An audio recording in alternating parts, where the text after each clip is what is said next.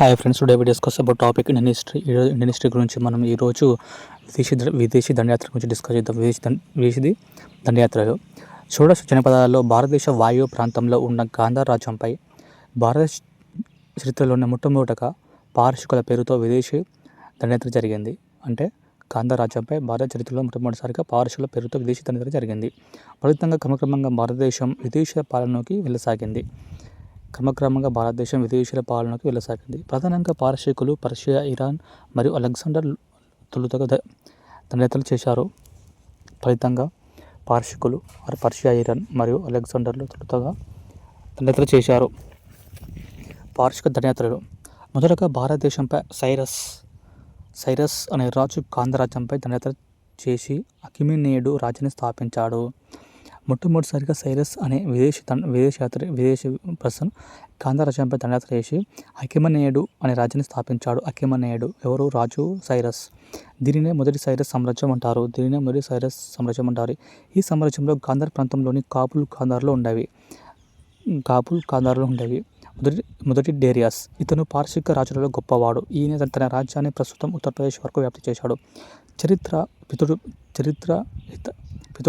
పితామహుడైన Herodotus తన గ్రంథమైన the హిస్టరీస్లో Gandhara ప్రాంతాన్ని అఖిమెనేయుడు సామ్రాజ్యంలో 20వ శాత్రపి రాష్ట్రంగా పేర్కొన్నాడు. చరిత్ర పితామహుడైన హెరోడోటస్ తన గ్రంథమైన ది హిస్టరీస్లో గాంధార ప్రాంతాన్ని అఖిమెనేయుడు సామ్రాజ్యంలో 20వ శాత్రపి అనే రాష్ట్రంగా పేర్కొన్నాడు. మూడవ డేరియస్.